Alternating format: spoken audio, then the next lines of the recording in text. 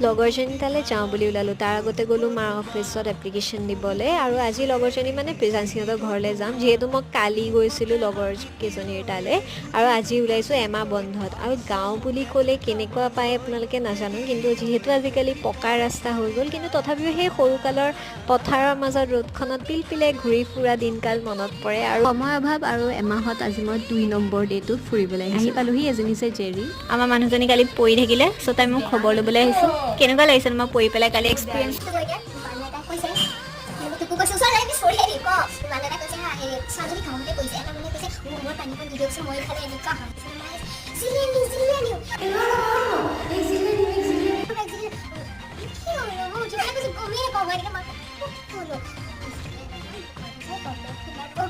তাই কাহিনী শুনি পেলাই অলপ আড্ডা মাৰিলোঁ, দেন ভাত খালোঁ, দেন অলপমান পথাৰ চাই মেলি ঘৰলৈ আহিলোঁ। আৰু আজি ব্লগটো ইমানখিনিয়ে।